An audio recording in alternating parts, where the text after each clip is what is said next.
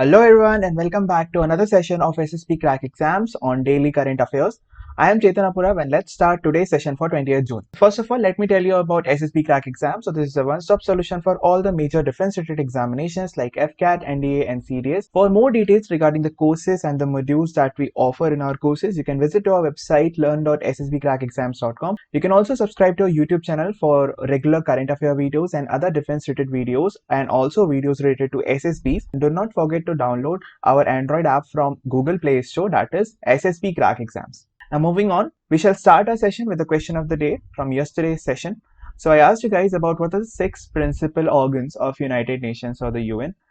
So there are 6 main organs of United Nations which were established back in 1945 only when the UN was founded itself. These nations are General Assembly, the Security Council, the Economic and Social Council, the Trusteeship Council, the International Court of Justice and the UN Secretariat. Okay, now moving on, we shall start our session with the article and the news today. So the very first one is the sowing area of important Kharif crops of more than in the corresponding period last year. So this is a good news as far as the agricultural sector is concerned amidst the coronavirus pandemic, overall the nationwide pandemic. So the country has basically received an increased amount of rainfall as of now, and a rainfall of in scale, if we'll measure the rainfall, it is of 108.3 millimeter against the normal and the usual rainfall during this period of 82.4 mm. And this is particularly for the period of 1st of June and 18th of June, in between that particular period. And this has happened, the rainfall has been increased because of the early arrival of monsoon and many climatic changes that has been seen all across the globe regarding after the coronavirus lockdown, worldwide lockdown in fact. Right now, the sowing area coverage under Kharif crops is as follows. Now I will tell you what how much area has been actually increased. The sowing area has been increased from the previous year in this year. So crop by crop, I'll tell you that. So for rice, earlier it was previous year it was 10.28. So except rice, which for which the sowing area has been decreased 10.05 lakh hectares as compared to 10.28 lakh hectares at the same time previous year. Pulses, it is now 4.58 as compared to 2.22, which is more than double. And coarse and cereals, it is 19.16 lakh hectares this year as compared to 7.83. So this is almost thrice what actually it was sown last year. So this shows that there could be a possible change in the rate or the drop in the prices of coarse cereals, which will be a good sign for the economy. Oil seeds, it is 14.36 lakh hectares as compared to 1.63 lakh hectares, which is an immense improvement, almost 10 folds. Now sugar canes, 48.63 lakh hectares, and it is almost more or like same but still slightly greater than what we had in the previous year. So this will impact clearly the sugar market or everything which is related to sugar products and sugar and primarily gadgeries. Then jute and mesta, it is 5.78 lakh hectares, which is dropped slightly 6.08 lakh hectares as compared to previous year. This is mainly due to the coronavirus pandemic because jute and mesta industries heavily depend upon transportation. And since transportation have been affected by the coronavirus pandemic, so this sector has seen a slightly lesser amount of, you can say, growth.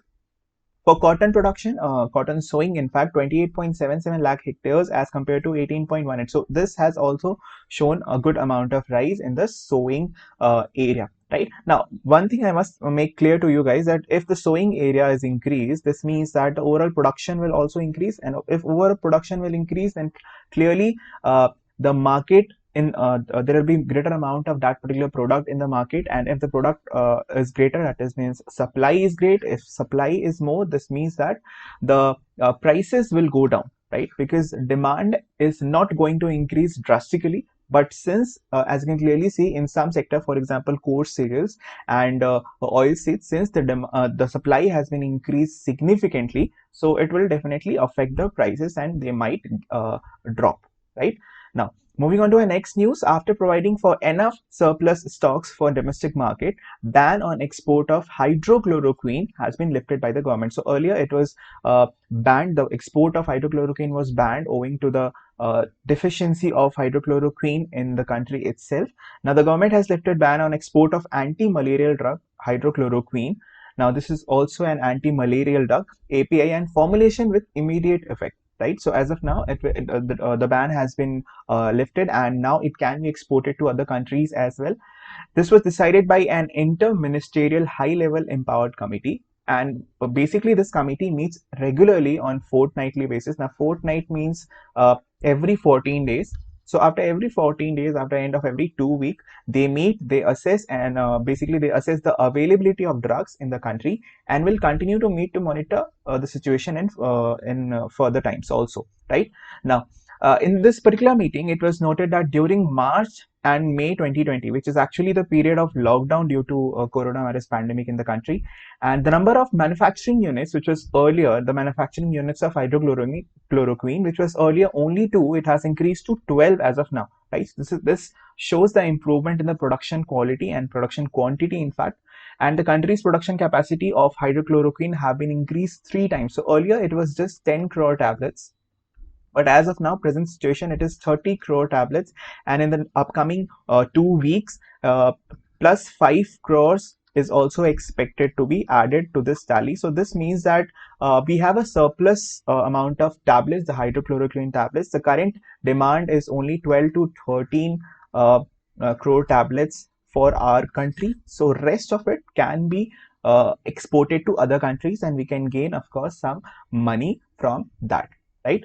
Now, moving on, the government of India has now signed an agreement with AIIB, which is Asian Infrastructure Investment Bank, and agreement for $750 million for COVID-19 support for India. Now, already earlier also, the AIIB also lent a loan of around $500 million to India, but that was for emergency COVID fund. Now, this is something new because this is for COVID-19 active response and expenditure support program, but this is the first ever budgetary support program from AIIB to India, right? So this makes this first of its kind. Now, this loan has been given to strengthen its response to the adverse impacts of COVID-19, and this will be majorly targeted towards the poor and vulnerable households, right? So who will be the primary beneficiaries? I'll tell you that also. First of all, let me tell you that this program will provide Government of India with budget support to mitigate the severe adverse and social and economic impact of COVID-19. Now, the current loan will be the second to India, like I have already told you that earlier. It also lent approved $500 million loan for the COVID-19 emergency fund. The primary beneficiaries would be the families who will be BPL, that is the below poverty line, the farmers, healthcare workers, women's self-help groups, widows, people with disabilities, senior citizens, low-wage earners, construction workers, and other vulnerable groups. Moving on to our next news, Sports Ministry to establish 1000 district level KIC to engage past champions in sports training.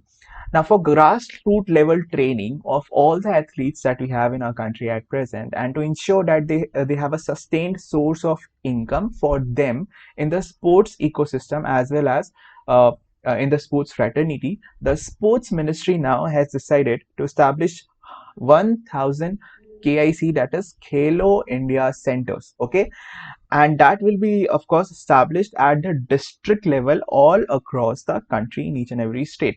These centers will either be run by a past champion or have them as coaches. So basically, any past champion, or be it a national level champion or any medal winners in international events like Olympics or Asiads, or you can say Commonwealth Games, all those either they will work there or they will you can say they will coach them, right? So this will immensely help the new learners and trainers who can gain, of course, a lot of experience from those experienced players.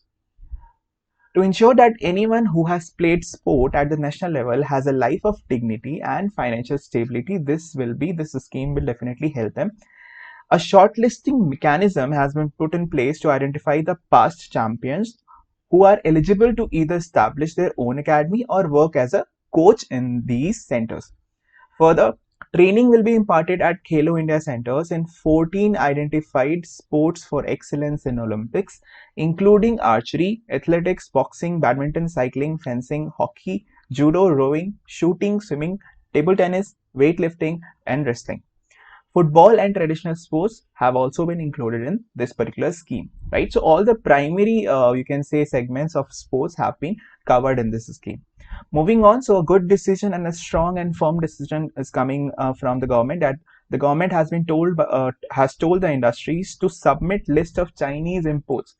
The center has basically asked industries to prepare a detailed list of all the purchases A to Z from China and flag those which are critical to operations, so that the government can identify non-essential imports and then they can ban them and they can substitute them with local products, right? So this is one of the steps.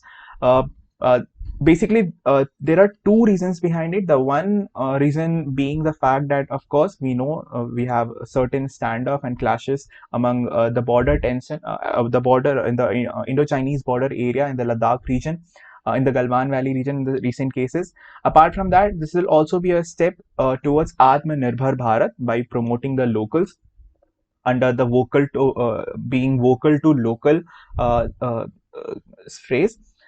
Now, this is among many measures under the consideration as the government steps up efforts to reduce the country's dependence on China, especially economically.